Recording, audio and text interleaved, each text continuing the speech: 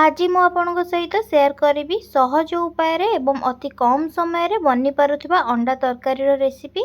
ताहले चलंतु स्टार्ट करबा आजिर रेसिपी। प्रथमे मु कड़ाई गरम करी सेथिरे 4 चम्मच तेल देइची। मु एठारे रिफाइन तेल देइची, आपण सोरिष तेल मध्य नै परिबे। एबे मु तेल रे आधा चम्मच लंका गुंड एवं आधा चम्मच हळदी गुंड देइची। तापर मु प्रथमरु सिजेइकिरी अंडा रखी नेइथिली 6टी मु अंडा नेइची। आपण अधिका कम जेतिकी चाहिए अंडा नहीं पारे।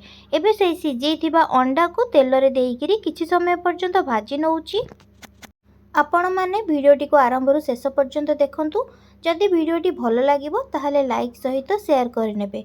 आउ जदि मो चैनल रे नुआ थिबे ताहले सब्सक्राइब करिनेबे। सब्सक्राइब करिबा सहित पाखरे थिबा छोटो बेल आइकन को क्लिक करिनेबे, जहाँ द्वारा मु नेक्स्ट जहाँ भी वीडियो अपलोड करी ताहार नोटिफिकेशन आपन फोन को आसीजिबो एवं आपण जाई वीडियोटी को देखि पारिबे। अंडा को भाजीबा टाइम रे गैस को स्लो फ्लेम रे रखिकिरी भाजिबे, नहले प्रथम रु देइथिबा लंका गुंड एवं हळदी गुंड सेटा पोड़ी जिवो। सेथिपई गैस को स्लो फ्लेम रे रखिकिरी 4 रु 5 मिनिट पर्यंत भाजी नेबे। मुठारे अंडा भाजी नबा परे सबतक अंडा को गोटे जगह रे काढिकिरी रखी नेइछि। एबे सेई तेल रे आलू को देइकिरी भाजी नेइछि। मु एठारे 2टी आलू देइथिली, आपण कम अधिका जेतिकी आलू चाहिए सेही हिसाब रे देई परिबे। एबे आलू को देइकिरी किछि समय पर्यंत मु भाजी नेबी। ये आलू भाजीबा समय रे आपण जदि चाहिए घोड़ेइकिरी मध्य किछि समय पर्यंत रखि नेबे। एवं आलू आमे भाजी नबा भितरे हमर एठी 20% आलू सिझी जिवो। आउ परे आमे कसिबा टाइम रे आलू देबा भितरे आलू हमर भल से सिझी जिवो। आपण माने ए वीडियोटी को देखंतु एवं केमती लागुची मो सहित कमेंट सेक्शन में निश्चय शेयर करेंगे। जेते बेले किछि बनेबा पई इच्छा नथिबो ताहले एई परि भाबरे अंडा तरकारी को बहुत कम समय रे बनेइकिरी खाई परिबे। खाइबा पई स्वादिष्ट सांगरे बहुत कम समय रे मध्य हेइकिरी रेडी हेइ जिवो। ता सहित आपण माने काहाकू अंडा तरकारी खाइबा पई भल लागि थाए सेटा मध्य मते आपण माने कमेंट सेक्शन रे जणेइबे। एबे आलू मध्य भाजी ही गलानी। एबे आलू भाजी ही जिबा परे अंडा रखिथिबा जागा रे आलू तक मध्य मु काढिकिरी रखि नेइची।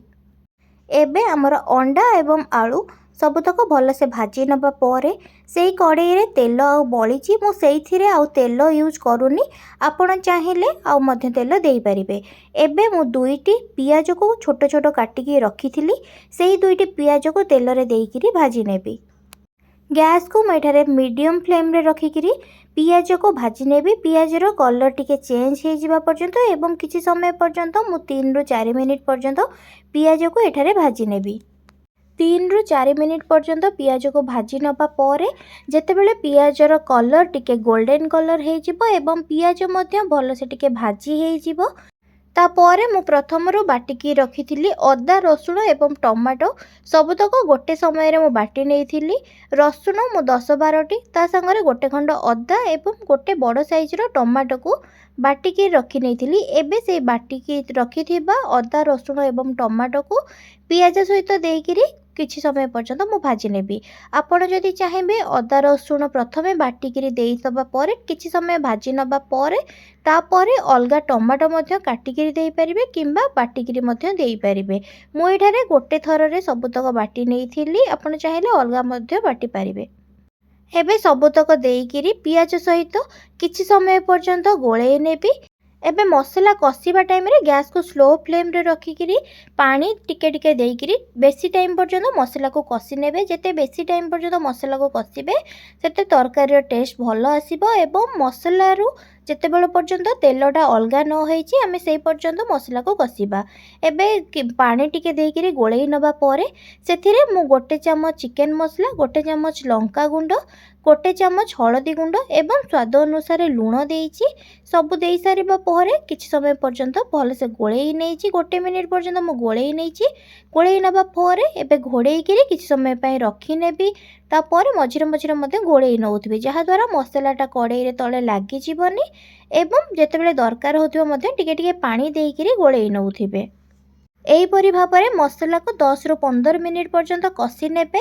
ता संगरे मसला रु जेतेबेले तेल अलगा हेइ जिवो जानिबे आपनकर मसलाटा भल से कषि हेइ जाइछि। सेही पर्यंत अल्प टिके टिके पानी देइकिरी मसला को कषि नेबे। एबे मसलाटा मोर भल से कषि हेइ जिबा परे प्रथमरु भाजिकी रखिथिबा अंडा एवं आलू को ମସଲା ସହିତ ଦେଇକିରି କିଛି ସମୟ ପର୍ଯ୍ୟନ୍ତ ଗୋଳେଇ ନେବି। ତା ସହିତ କିଛି ଟାଇମ୍ ପର୍ଯ୍ୟନ୍ତ କଷି ନେବି, ଯାହାଦ୍ୱାରା ଆଳୁ ମଧ୍ୟ ମସଲା ସହିତ ଭଲସେ ସିଝିଯିବ। ଏହିପରି ଭାବରେ ଆପଣ ମଧ୍ୟ ଗୋଟେ ଥର ବନାନ୍ତୁ, ଆପଣଙ୍କୁ ନିଶ୍ଚୟ ଭଲ ଲାଗିବ